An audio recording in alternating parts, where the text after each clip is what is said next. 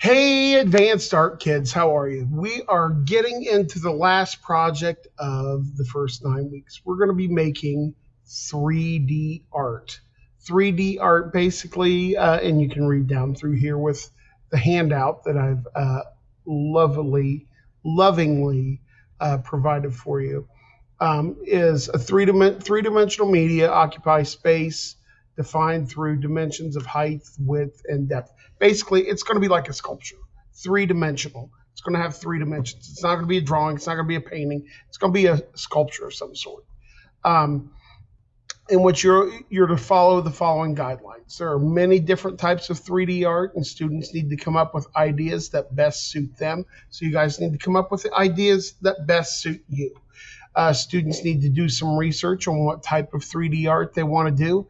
Here's a list of different types students can use to decide what they want to do. All right, you can use different mediums. You can do different styles: paper sculptures, found art sculptures, book sculptures, ceramics, clay sculpture, environmental sculpture, installation art, plush soft sculptures, paper mache sculpture, woodworking, styrofoam sculpture, recycling, recycled art. There are a lot of different things here, folks. You guys can do a lot of different things. The sizes may vary depending on what you're doing. Materials may vary depending on what you're doing. Let me know what materials you need. There's going to be a preliminary Google form that I want you to fill out. This will also you also need to include like sketches of what you want to do. Okay, paper sculptures. Here are some examples of paper sculptures that we have. Some people have like folded papers where they're creating sculptures that stand on their own. Cut out sculptures. This one of the little skeletons, kind of cool.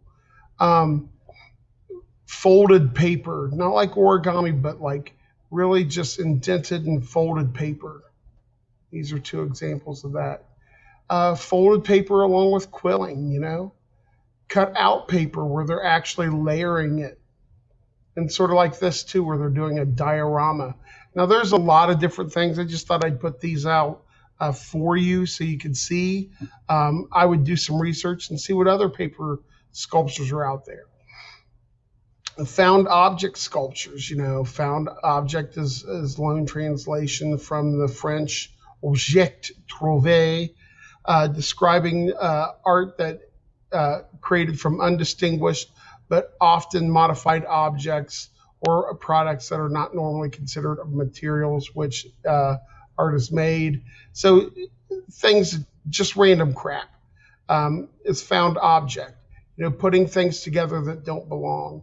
This is a little box that they have keys in. They're just arranging things that look neat. This paintbrush that they've turned into a little robot. This thing here, where they're using a lot of these two, actually these three.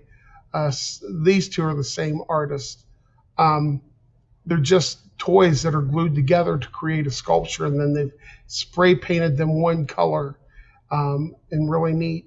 I've actually seen this one in person. Really interesting. It's probably about 3 feet tall. Really kind of cool. This little sculpture here where they've glued things together and painted it all one color so it comes together, using boxes, creating little dioramas, that sort of thing. And you need to research found object sculptures and see what's there. Book sculptures. It's a big thing now. There's a lot of big different things going on, where they're taking books and actually creating pages out of there, actually folding things up and doing the sculpture with it. It's also paper sculpture to begin with. Book sculptures where they're doing foldings and getting words in there and pictures. This one's a book carving. They've glued all the pages together and sort of made it into a resin and then carved it, folding the pages, creating different things. You get the idea. Now, this is the most typical of sculpture medium, ceramics or clay. Um, you can do a little bit of anything with this. I mean, you can do as realistic as you want, as simplistic as you want. You could do people, you could do animals, um, you could do more abstract stuff. You could do. Just added the jugs because I like doing those. Okay. Now, if you want to get outside and do something, if you want to create environmental sculptures, excuse me, environmental sculptures, sculpture is sculpture that creates or alters the environment for the viewer as opposed to presenting itself figuratively or monumentally before the viewer. So you're just using sort of like natural objects to create sculptures in nature is what environmental sculptures are. Um, like using found twigs, they're creating these things. This Danish artist is creating these using natural substances to create these trolls in Denmark, rock sculptures. This is Christo. He put a floaty around islands in New York into the environment, using man-made stuff into the environment. Deborah Butterfield using her driftwood horses, stuff like that. Maybe you want to try your hand at installation art. Maybe there's a corner or a room of your house that you could design as just an art piece. And that's exactly what this is. Installation art is an artistic genre of three-dimensional works that are often site-specific and designed to transform the perception of space. That means it's transform the perception of that room, of that area, into a whole immersive art piece. Like they're using these pieces of wood along with light. So it's the wood itself, it's the room, it's the light, it's the cast shadow. This thing is like a wall and stairs made of hair. This is all recycled materials, plastics and stuff, and they've made that through. This, I think this is either styrofoam or plastic, I can't remember, but they've made a wave of stuff coming through there. These two are actually in Ohio. This one is in the outer space, I think is what they call it. I can't remember. But these immersive rooms. This is Dana Lynn Harper. This is all plastic with red lighting through it, and it comes through. If you have a room or if you have a shed that you want to turn into like a piece of art, there you go.